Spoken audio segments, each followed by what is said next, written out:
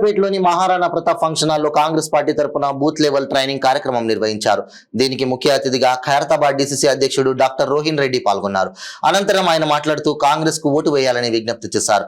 ఈ కార్యక్రమంలో కాంగ్రెస్ పార్టీ మాజీ కార్పొరేటర్లు రాంబాబు, పులి జగన్ముదిరాజ్, ఖైరతాబాద్ మహిళా విభాగం అధ్యక్షురాలు శంబుల ఉషశ్రీ, కాంగ్రెస్ నాయకులు శంబుల శ్రీకాంత్, గరిగంటి రమేష్, రామ్మోహన్, సమద్, ఇతర కాంగ్రెస్ పార్టీ ముఖ్య నాయకులు, కార్యకర్తలు పాల్గొన్నారు. ఈ 100 రోజుల్లో రేవంత్ అన్న ముఖ్యమంత్రి అయిన తర్వాత మనం అభయాస్తం మనం ఇచ్చిన పథకాలు వాటన్నిటి మీద మనం ఒక అవగాహన కార్యక్రమాన్ని ఏర్పాటు చేసుకుని ఆ పథకాలన్నింటినీ కూడా ప్రజల్లోకి తీసుకెళ్లే విధంగా మన బూత్ ఏజెంట్లు ఆ పథకాలన్నింటినీ స్టడీ చేసి ప్రభుత్వ పథకాలు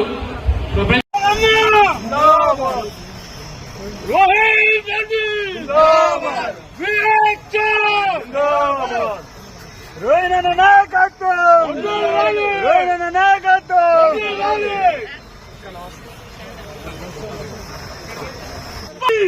కాంగ్రెస్ పార్టీ నాయకత్వం, Congress party, Congress party, Congress party, Congress party, Congress party. అందరితో మాట్లాడి ఈ మసూజీని పూర్తిగా నిర్మూలించి ప్రతి ఒక్కరికి న్యాయం జరగాలని చెప్పేసి మసూజీ నిర్మూలన చేయడం జరుగుతాం. మన పేదమ నాయకులు, అంబర్పేట అభివృద్ధి ప్రదాత,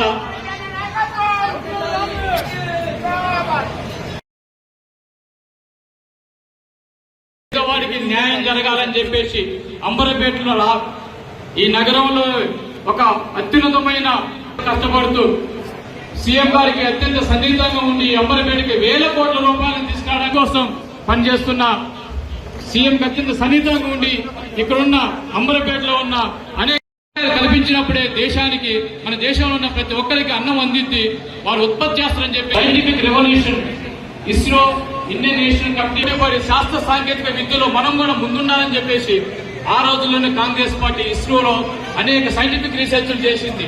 ఈ దేశం ఇక్కడి నుంచి అనేక సమాచార కేంద్రాలను ఏర్పాటు చేసి అక్కడి నుంచి వచ్చే సమాచారాన్ని మనం సేకరించి ఈ రోజు మనం అదేవిధంగా మన దేశానికి యువకుల ప్రభుత్వ రంగ సంస్థల కల్పన, ఉద్యోగ కల్పన ఏర్పాటు చేసింది కాంగ్రెస్ పార్టీ. ఒకసారి మనం కనుక ఇక్కడ చూస్తే 2010 ఉద్యోగులకు ప్రభుత్వ రంగ సంస్థలను ఏర్పాటు చేసి వారందరికీ ఉద్యోగ అవకాశాలు కల్పించి చాలా మందికి ఉద్యోగాలు ఇప్పించి ఆ ప్రభుత్వ రంగ సంస్థల్లో వాళ్ళ కుటుంబాలకు న్యాయం చేసే విధంగా ఉద్యోగ కల్పన ఏర్పాటు చేసింది. కానీ బీజేపీ గవర్నమెంట్ వచ్చిందో బీజేపీ పాలనలో నిరుద్యోగ రేటు అనేది 8.3గా పెరిగింది. ప్రపంచంలోనే అత్యధికంగా నిరుద్యోగ రేట్లో 4వ క్రమంలో ఉందండి మన భారతదేశం. అంటే ఈ రోజు బీజేపీ ఆలోచన దృక్పథం ఏ విధంగా ఉందో ఒకసారి మన ఆలోచన వచ్చినప్పుడు కూడా మేము లక్షలాది ఉద్యోగాలు ఏర్పాటు చేస్తాం, లక్షలాదిగా ప్రభుత్వ రంగ సంస్థలు ఏర్పాటు చేసి వాటిలో ఉద్యోగాలు ఇప్పిస్తామని చెప్పేసి ఆ రోజు బీజేపీ పేర్కొని అధికారం వచ్చిన తర్వాత ప్రభుత్వ రంగ సంస్థలన్నింటినీ కూడా క్లోజ్ చేసి మూసివేసి అక్కడ పనిచేస్తున్న ఉద్యోగులందరినీ వాళ్ళ ఉపాధి అవకాశాలని తీసివేసి నిరుద్యోగులుగా మార్చింది బీజేపీ ప్రభుత్వం. అందుకనే 8.3 చాలా తక్కువగా ఉన్నది. అత్యధిక అంటే ఇదేనేమో ఒకసారి మనం ఆలోచన చేయాలి. కాంగ్రెస్ పార్టీ ఉన్నప్పుడు వంట గ్యాస్ 2014లో మనం ఒకసారి చూస్తే 155 రూపాయలకి పెంచేసింది. పేదవాళ్ళు ఎవరు వంట గ్యాస్ ఉపయోగించుకోవద్దని చెప్పేసి ఒక ఆలోచన దృక్పథండి వాళ్ళకి దొరకకుండా ఉండాలని చెప్పేసి ఒక భయప్రాంతంగా ఇటువంటి కార్యక్రమం చేస్తుంది. పెట్రోల్ రేటు 71 రూపాయలు ఉంది.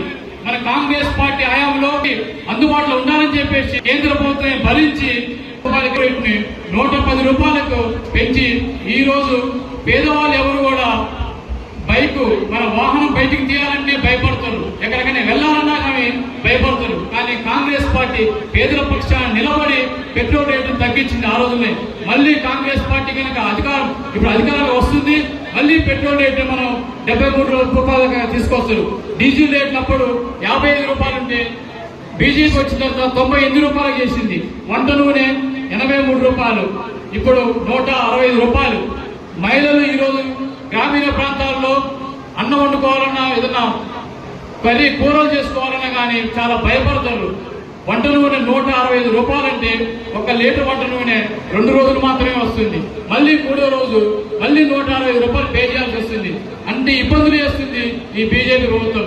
కందిపప్పు 50 రూపాయలు ఉంది. మనం ఉన్నప్పుడు కాంగ్రెస్ పార్టీ అధికారం ఉన్నప్పుడు కందిపప్పు 50 రూపాయలు ఉంటే బీజేపీ 160 రూపాయలు. ఉప్పు 10 రూపాయలకు అందిస్తే వాళ్ళు వచ్చిన తర్వాత 25 రూపాయలు చేశారు. పాలు 38 రూపాయలు ఉంటే వాళ్ళు వచ్చిన తర్వాత 75 రూపాయలు చేశారు. టమాటా మనం 10 రూపాయలకు అందిస్తే వాళ్ళు 100 రూపాయలు చెప్పారు. అంటే నిత్యావసర వస్తువులు పేదవాడికి అందకుండా ఉండాలని చెప్పేసి బీజేపీ ఆలోచన ప్రతి పేదవాడికి న్యాయం జరగాలి, ప్రతి పేదవాడికి ఇటువంటి సదుపాయాలు కల్పించాలని చెప్పేసి అటువంటి చిన్న చిన్న రేట్లను కల్పించింది. మనం అంతర్జాతీయ సంస్థలు ఒక రిపోర్ట్ ఇచ్చారు. ప్రపంచ దేశాల్లో ఉన్న అంతర్జాతీయ సంస్థలు ఈ ప్రపంచ అంబర్పేట నియోజకవర్గం భూస్థాయి మీటింగ్ కి వార్ రూమ్ నుంచి మనకింత చక్కగా మన బాధ్యతలు ఎట్లా ఉండాలని మనకందరికి కూడా ట్రైనింగ్ ఇచ్చిన ప్రతాప్ రెడ్డి గారికి మనస్ఫూర్తిగా ధన్యవాదాలు తెలియజేస్తూ, పెద్దలు భూషణమన్న అట్లనే అశోక్ రెడ్డి గారికి కూడా శాలువతోటి సత్కరించాల్సిందిగా విజ్ఞప్తి చేస్తున్నారు. అఫ్సర్ భాయ్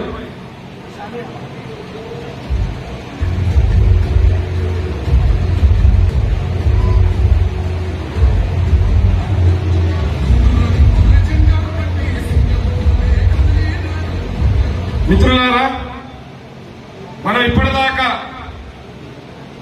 మనం బూత్లలో ఎట్లుండాలి, మనం ఎట్లా పనిచేయాలి, 13 తారీఖు రోజు ఓటింగ్ ప్రక్రియను ఎట్లా చూసుకోవాలనే దాని మీద వార్ రూమ్ నుంచి ఇచ్చిండ్రు. వాళ్ళు మీకు టీవీలో కూడా మీకు చూపించడం జరిగింది.